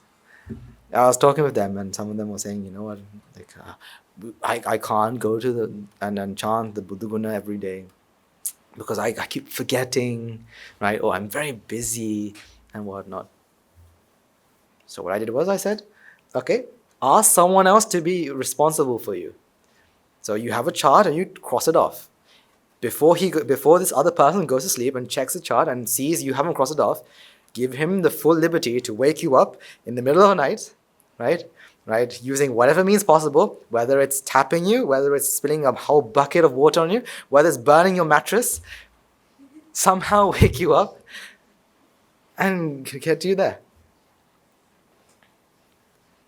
Because if you can't, because you are surrounded by Kalyana Mitras. You are surrounded by them. Use their help. This journey is a journey done alone but with others. This journey is done alone but with others. No one can do it for you. However, they can help you. So again, consistency. So if you know you can't do something consistently, ask someone else to do it for you, to be your response. Take responsibility of it. So they can ask, wait, like one of the most annoying questions, right? Are you practicing the path? Right? It's very annoying, right? Because when you're practicing, when they ask you, are you practicing, you get annoyed because you're practicing. Right? Right? So you're practicing the path, they're asking you, are you practicing? And you're annoyed because you are practicing. If you're annoyed, you are practicing. But if so, go and ask someone. Maybe like, whenever you see me doing something, right? Ask. Even say, like, if you see me doing something, ask me, what am I contemplating about? Because either you'll tell them what you're contemplating about, or else you'll lie and say you're contemplating about something, and later you'll start contemplating about it. Either way, it works. The lying is bad, I agree, but it helps in the end. So if you can't be responsible, give it to someone else. You have Kalyana Mitras everywhere, noble associations everywhere. You are one of the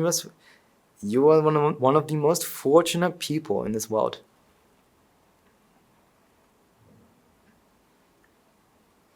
Like, most of you don't have much to your name. Some of you don't even have a house. Our monks don't have houses. Like, they beg for food. Whereas rich people, they have everything. However, when we compare their association, when we compare their happiness, again, worlds apart. Worlds apart. So here you go. So I do hope you're doing it consistently. The more consistent you are, the greater effect you get. Right, I do believe we have come to the end of today's session. So a gentle reminder that after alms, you do have the discussions with our monks today. So before we conclude, let's take a few moments to transfer merits and end today's session. Let's take a few moments to transfer all the merits we've acquired by making offerings to the infinite virtues of the Noble Triple Gem, chanting Pirit, listen Dharma, and engaging in various meritorious deeds today. So first and foremost, let's remind ourselves how incredibly fortunate we are to be in receipt of Buddhist teachings. And with immense gratitude, let's transfer the merits to the Bhikshu, Bhikshunis, Upasakas, Upasakas, who since time immemorial have protected and preserved the sublime teaching of the Buddha and passed it down to the generation of the noble lineage in the form of the Tripitaka, which is thankfully available to us today to study, to understand, to comprehend Dhamma. Let's all take my own chance and merits to all the members of the Mahasangha present throughout the world, including all chief leaders of chapters, who have dedicated their lives to no path and committed themselves to betterment of all sentient beings. Let's not forget among them will be the monks and nuns resident in your local temples and nunneries, who have always been by your side through thick and thin, come or shine. Let's all take my own chance and merits to Guru Sahib, as well as other monks resident at the monastery, as well as Anagarikas attached to the monastery. Let's also take a moment to transfer our merits and express our gratitude to those who made great effort to disseminate the teaching of the Buddha, be that by translating them and sharing them out to others, inviting others to join them, may they power their merits. If any of them be born in the woeful plane, may they redeem themselves and be born in the blissful plane. May by the power of merits, may they abstain from the meritorious deeds, fulfill the meritorious deeds, fulfill the noble eightfold path, and attain the supreme bliss of Nibbana. Sadhu, sadhu, sadhu. Let's all take my own chance of merits to the friends of the monastery, to our devotees, friends of the monastery, who for the sake of merits continue to sustain the Mahasangha.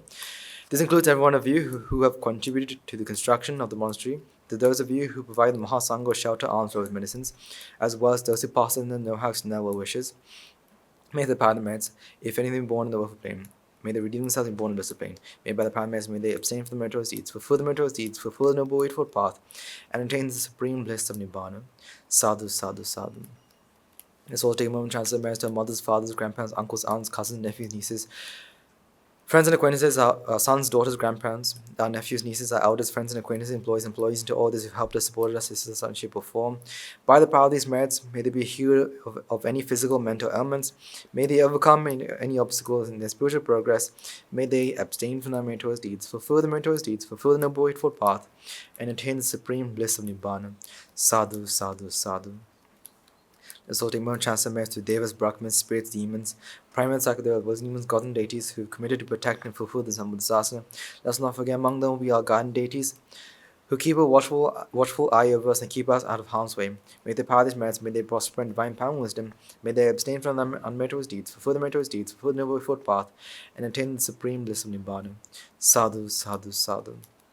Lord, take more chance of merits to our ancestors who have predeceased us, to all those who have been friends and family to us, and acquaintances in this even long journey inside us. Also take moment to all those who helped us, support us, assist us in any way they could. Let's take a moment to transfer these merits. Let's also take a moment to transfer these merits to the members of the armed forces as well as the police force who have sacrificed their lives to protect the peace and harmony of our nation. May all those who lost life in the war be defender foe. Rejoice in the merits required today. As well as take a chance of to all those lost in lives in natural calamities such as tsunamis, earthquakes, landslides, and pandemics. Reminding us that among them will be those who have been friends and family to us in long journeys in Sara. Make the power merits. If any of them have been born in the woeful plane, may they redeem themselves and be born in the blissful plane. May by the power of the merits, may they abstain from the meritorious deeds, fulfill the meritorious deeds, fulfill the noble eightfold path, and attain the supreme bliss of Nibbana. Sadhu, sadhu, sadhu.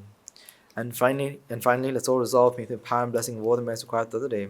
We've been witness the advent of many hundreds of thousands of Arhat nuances or Arhat main nuances on this blessed land.